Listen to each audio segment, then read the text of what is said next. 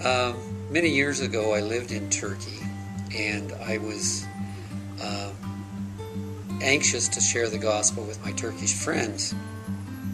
And I would try to talk to them about Hazreti Isa, the respected Jesus. And they would say, "Oh yes, we believe in Jesus. Why don't you believe in Muhammad?"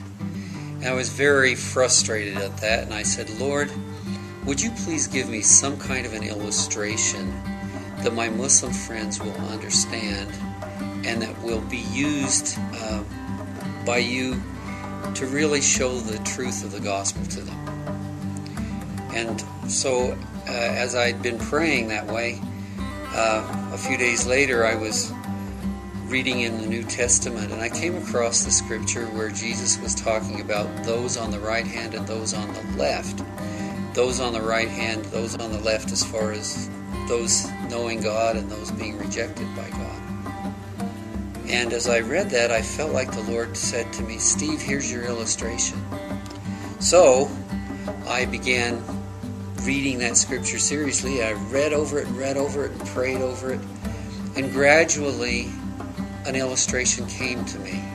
I didn't know very much about Islam at that time, but I did know that among Muslims, the right hand and the left hand are very significant. The left hand being the hand of disfavor, the right hand the hand of favor.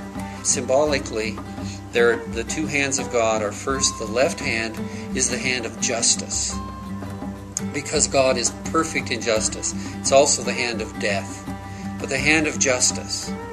And the right hand is the open hand of mercy and favor and of life and of forgiveness. And when I would present this to my Muslim friends, they grasped that concept. And I said, when Adam and Eve disobeyed God, they brought a curse upon themselves. Muslims do not generally understand a Christian concept of sin nature, but they definitely understand curses.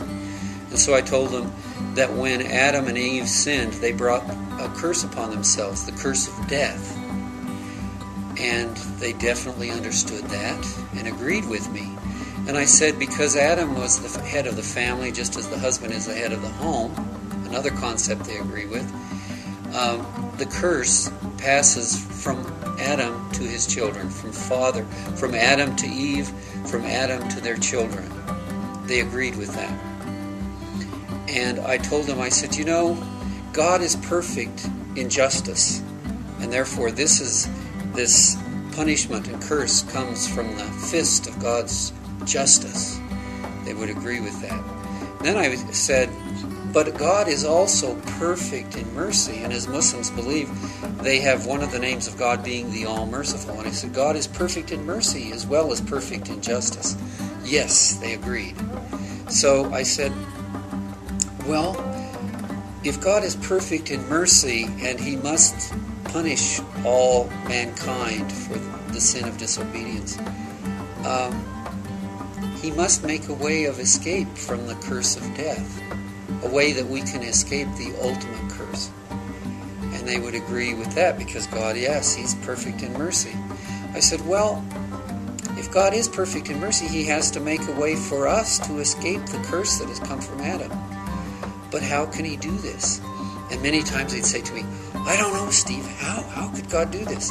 I said, well, there's one way. He would have to send someone else to take the curse for us.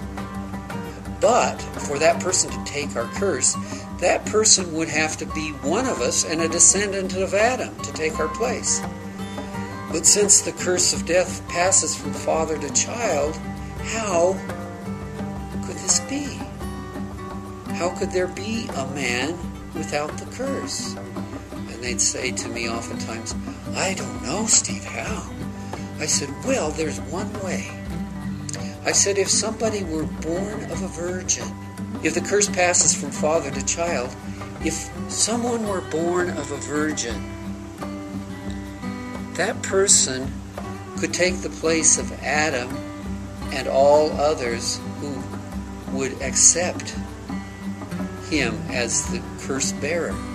I said to my Muslim friends, is there such a person? Is there anyone in all of history that's been born of a virgin? And they would answer me, Evet, yes, yes.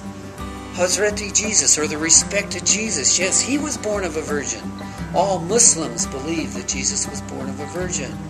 And he came into this world for the very purpose of taking the fist of God's justice into the hand of God's mercy and taking the curse that belonged to us. So I'm hoping that that simple illustration will serve others, and that other Muslims, many Muslims, will come to understand who Jesus is.